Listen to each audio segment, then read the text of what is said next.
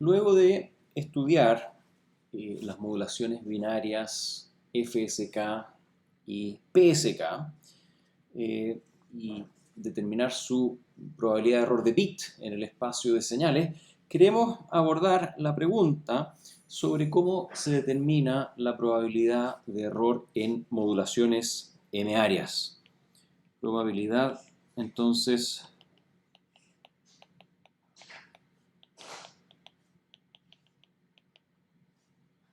en modulaciones m-áreas. Y aquí vamos a plantear esto más bien a modo de un resumen de estas nociones que ya las hemos visitado en el curso anterior de comunicaciones y voy a hacer referencia a algunas láminas de ese curso. Y tal vez el primer elemento que mencionar acá, que destacar, es que en este caso se trata de una probabilidad de error de símbolo. En modulaciones m-áreas los errores son de símbolo, no son errores de bit, como era el caso de BPSK y de BFSK. Casos en los cuales los errores de bit a la vez eran errores de símbolo, pero no los llamamos error de símbolo, sino que los llamamos error de bit. Y en este caso, modulaciones m-áreas, recordemos que la probabilidad de error de símbolo es compuesta por todas las posibilidades de símbolos transmitidos, es decir, transmisión del símbolo i igual a 0 hasta el símbolo m menos 1, de la probabilidad de error de símbolo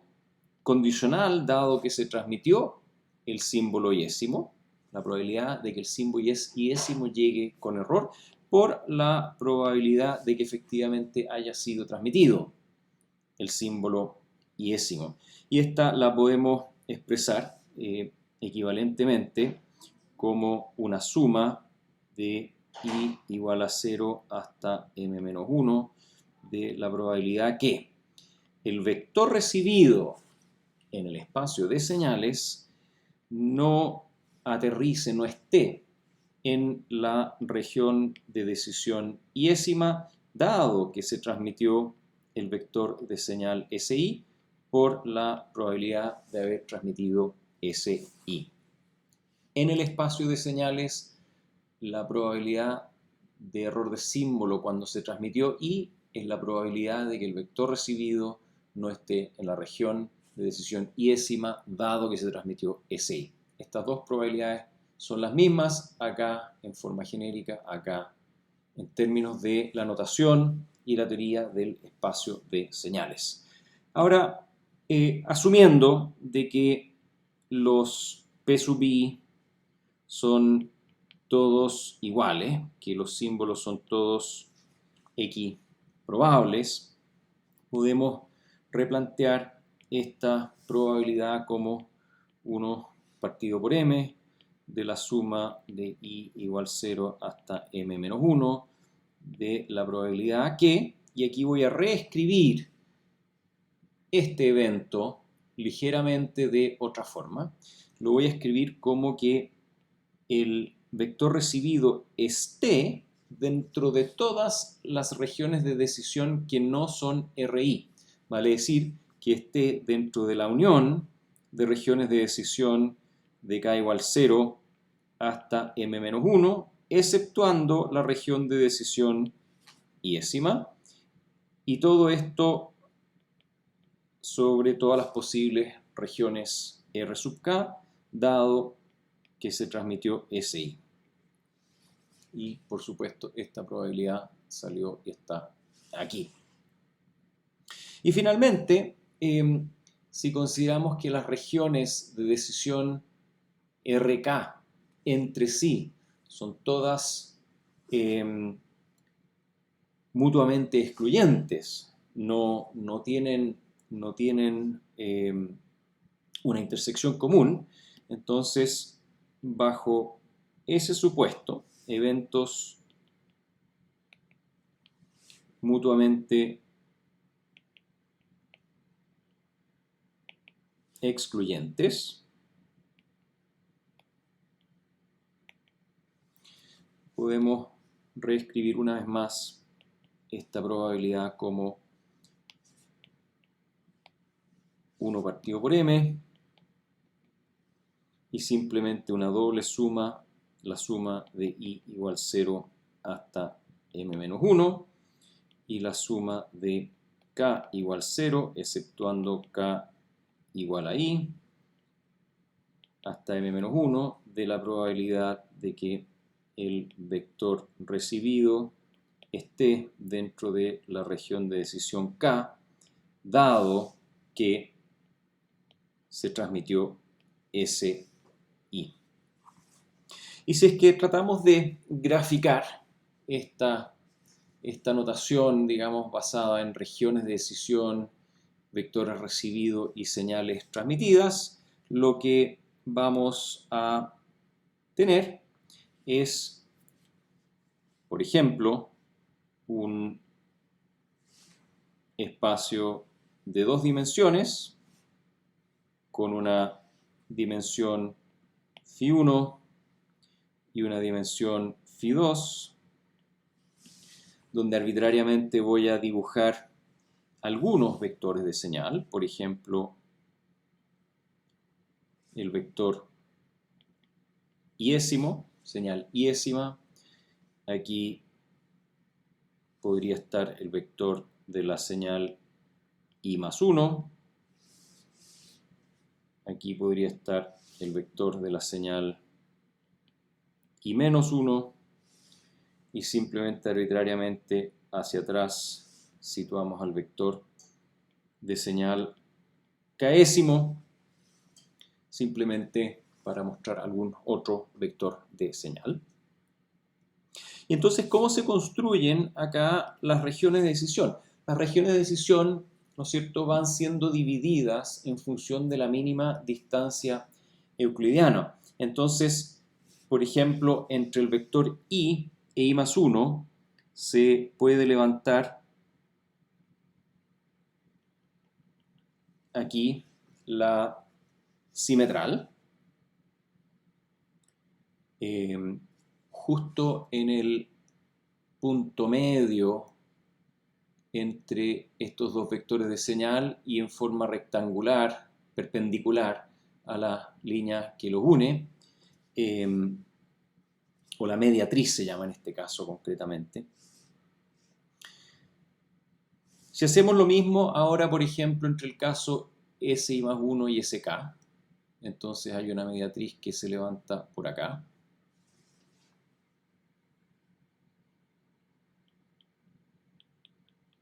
Y que intersecta acá con la otra. Y vamos a continuar levantando mediatrices de esta forma, ahora entre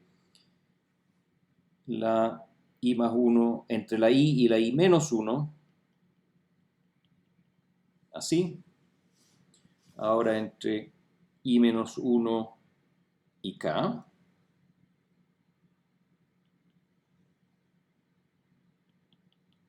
Así está. Y entonces va resultando de esta forma una distribución poligonal en la cual se van generando las distintas regiones de decisión que podrían eventualmente con otros vectores de señal tener nuevamente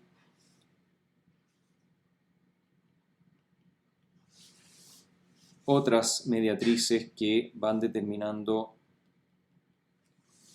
que en esas otras regiones sean otros los vectores de señal más cercanos, y así sucesivamente. Estoy aquí arbitrariamente ilustrando distintas posibilidades.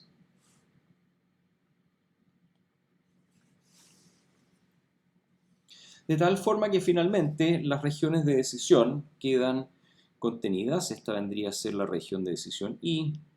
la región de decisión I más 1, la región de decisión késima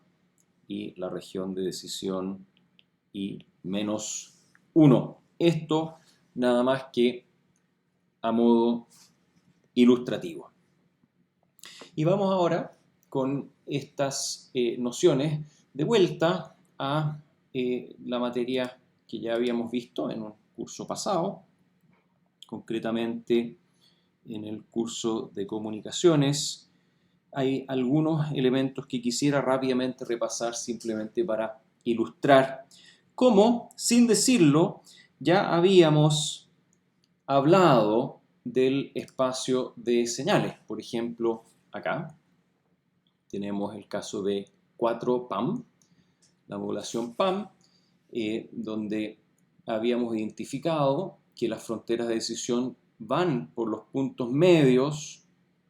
son las verticales, digamos, justo en el punto medio entre los puntos de señal, y aquí es patente, ¿no es cierto?, ahora, en base a toda la teoría del espacio de señales, por qué es la distancia euclidiana. En el caso de MPAM habíamos encontrado que se toma la decisión en función de la mínima distancia euclidiana, pero solo para ese caso. Ahora ya con la teoría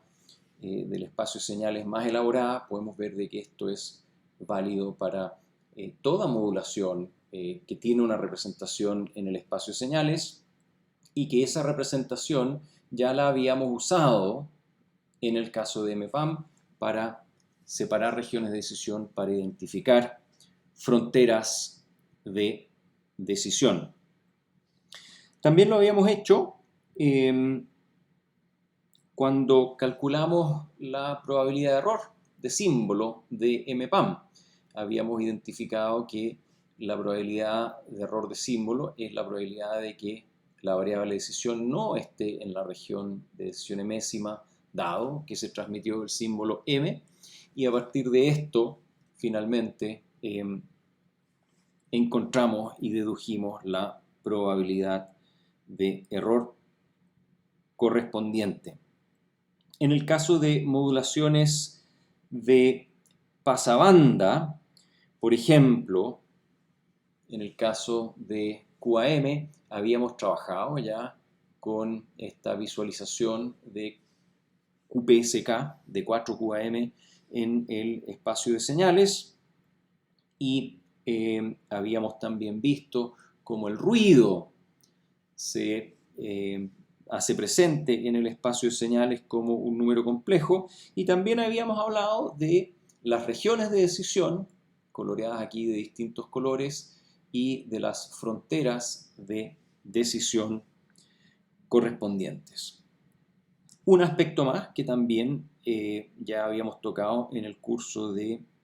comunicaciones es la relación entre probabilidad de error de bit y probabilidad de error de símbolo, y la relación entre energía media por bit y energía media por símbolo, y esas las tenemos acá. Estas relaciones siguen siendo completamente válidas y perfectamente la materia y las cápsulas de esa materia en el curso de comunicaciones pueden ser revistadas a esta altura para refrescar esos elementos en el contexto de las comunicaciones digitales más generalizadas que estamos estudiando ahora en el espacio de señales. EBIT es la energía media por símbolo dividida por logaritmo en base 2 del número m-ario. Y de igual forma, en su momento hicimos un análisis que nos llevó a encontrar que la probabilidad de error de bit también es una probabilidad de error de símbolo dividida por el logaritmo en base 2 de m, y en su momento lo aplicamos al caso de la probabilidad de error de bit de MPAM, pero esta relación aquí arriba sigue siendo válida en general para todas las modulaciones m-arias. Y con eso se encuentran todas las curvas de probabilidad de error que conocemos, y aquí en particular las tengo todas presentadas como probabilidades de error de símbolo. Estas acá son probabilidades de error de símbolo, Symbol Error Rate. En azul está BPSK, que es la misma que 2PAM, y también QPSK. En rojo están 4 PAM y 16 QAM, en verde 8 PAM y 64 QAM, en magenta 16 PAM y 256 QAM, siempre un marcador sólido para la modulación con menor número de mearios y MPAM, y un marcador con interior, las modulaciones de tipo QAM. Y como esto es tasa de error de símbolo en función de E bit sobre N0, la corrección por el logaritmo en base 2 del número meario produce acá bit error rate. Entonces acá lo que tenemos es probabilidad de error de bit, y esta probabilidad de error de bit se presenta ahora coincidente entre BPSK y QPSK, coincidente entre 4 PAM y 16 QAM acá, lo mismo entre 8 PAM y 64 QAM en verde, y entre 16 PAM y 256 QAM en magenta, y es el resultado bien conocido, ¿no es cierto?, que al transitar desde una modulación de una sola fase, el riel en fase, digamos, PAM,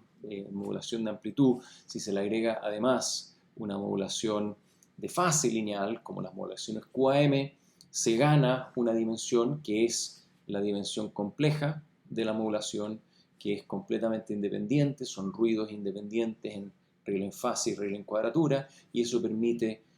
obtener con la misma inversión de energía media por bit la misma probabilidad de error de bit, pero a una tasa de datos que es el doble que en el caso PAM. Y finalmente se muestra acá en celeste una curva que también aparecía acá en el gráfico anterior de tasa de error de símbolo, que es la curva de FSK binario, que está 3 decibeles más a la derecha, 3 decibeles más a la derecha que la correspondiente curva de BPSK, y eso es debido a este factor 2 que aparece en el denominador